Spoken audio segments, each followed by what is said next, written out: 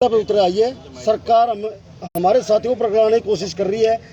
कभी कह रहे ये बात कर रहे हैं, कभी वो मंत्री बात कर रहे हैं, कभी कोई बात कर रहे हैं। हम स्पष्ट कर देना चाहते हैं कि हम सभी के सभी साथी एक हैं और हम सरकार के बहकावे में नहीं आएंगे। सरकार हमें बहकाकर हमारे आंदोलन को कमजोर करना चाहती है। जो 17 तारीख का विधानसभा का घेराव है, पहले हमें 2 दिन बिठा के रखा यहाँ पर बातचीत के लिए, उस टाइम भी ऐसे ही गुमराह करके रखा।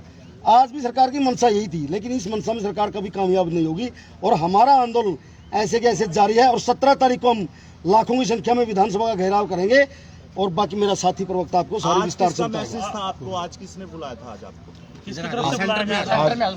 आज जो सरपंच एसोसिएशन के डेलीगेशन को जो आज चंडीगढ़ बुलाया गया था, अधिकारियों द्वारा एक मैसेज था कि आप आएँ और मुख्यमंत्री के साथ में आप बैठ कर के डिस्कस करें। आपकी समझ जो जितनी भी मांगे हैं उन पर बैठकर चर्चा की जाएगी।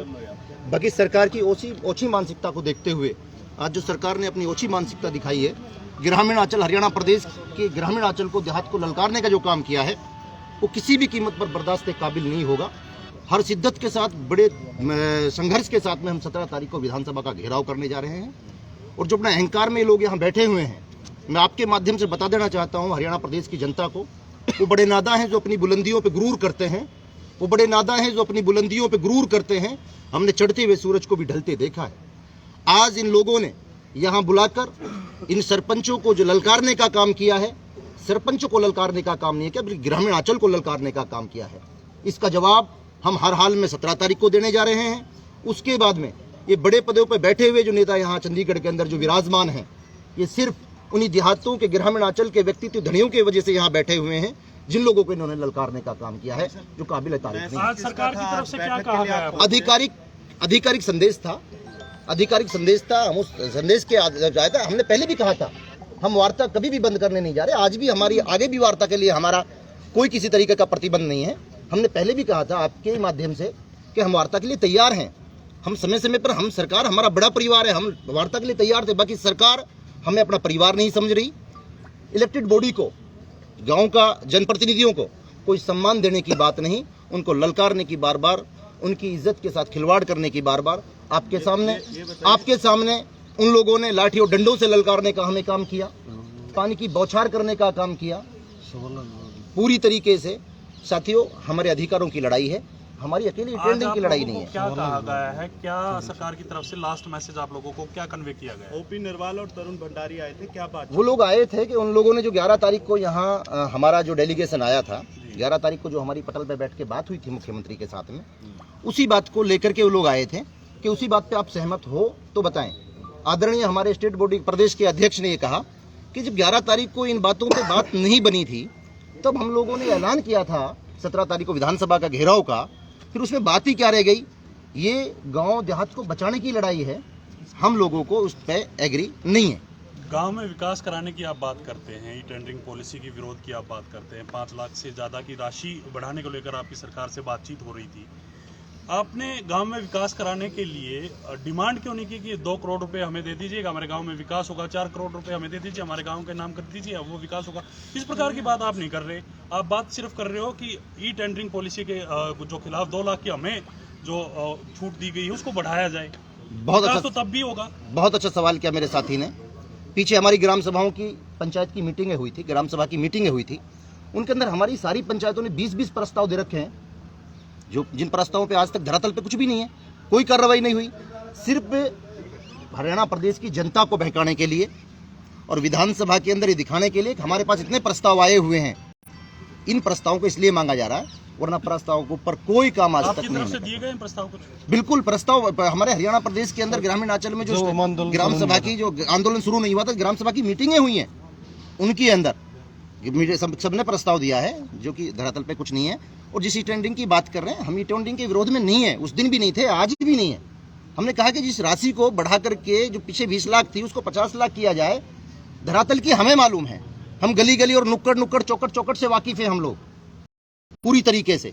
हमें मालूम है किस तरीके से गांव का विकास होना है। 5 लाख आपने उस दिन ऊपर बढ़ी आज किसी भी तरीके से, सरकार 5 लाख पे पिछली बार की तरह अटकी हुई है। सरकार पंचायती राज एक्ट को खत्म करना चाहती है और धीरे धीरे पंचायती सिस्टम को बिल्कुल खत्म करने की तैयारी है। 5 लाख से ऊपर जो पिछली बार ऑफर दिया था, क्या सरकार मुख्यमंत्री जी अपनी उसी जिद पे अड़े हुए है तो हम लोगों ने कहा कि आप अपने मुख्यमंत्री जी अपनी जीत छोड़ दें और अगर ग्रामीण क्षेत्र का विकास चाहते हैं तो ग्राम पंचायतों को उनके अधिकार दी जाए। लेकिन मैं तो साथियों, मैं मुख्यमंत्री से एक बात कह देना चाहता हूं आप लोगों के माध्यम से, ये मत पूछ मेरे सब्र की इंतहा कहां तक है, ये मत पूछ मेरे सब्र की इंतहा कहां तक है, तू सितम कर ले तेरी हसरत जहां तक है, वफा की उम्मीद जिन्हें होगी उन्हें होगी, हमें तो देखना है कि तू बेवफा कहां तक है। 2024 का चुनाव सामने आ रहा है, बिल्कुल ब्याज सहित हिसाब किताब चुकता करने का काम करेंगे और इन लोगों को गांव में जब घुसने नहीं दिया जाएगा, और इन लोगों ने तो दूसरे वालों को कहकर के बुलाया है कि हम चंडीगढ़ की कुर्सी से हार चुके हैं, अब इसे कोई और आकर संभाल ले, जिन्होंने ग्रामीण देहात को ललकारने का काम किया है। पॉलिटिकल तौर पर देखे जाते हैं, लगातार ये कहा जाता है, इस प्रकार के बयान देते हैं कि सरकार के नुमाइंदों को गाँव में नहीं घुसने दिया जाएगा, तो इसी के चलते कहीं ना कहीं विपक्ष के साथ होने की भूमिका। मेरे साथी ने बहुत अच्छी बात कही, बहुत अच्छी बात कही। साथी, हमने इन लोगों को जब ग्रामीण देहात से वोट देकर के चुनकर भेजा था, दिनों रात मेहनत कर इन लोगों को विधायक बनाने का काम किया था, जब इस काबिल बने, कैबिनेट मंत्री बने बैठे हुए, राज्य मंत्री बने बैठे हुए, विधायक बने बैठे हुए, दिनों रात मेहनत करके इनको चुन के भेजा था। इस आधार पे भेजा था कि आप लोग इलाके की, गांव की उन्नति और विकास की बात करेंगे, ये नहीं कि गांव के ऊपर एक काले कानूनों को थोपने की बात करेंगे। इसलिए इन लोगों को हमने चंडीगढ़ चुनकर नहीं भेजा।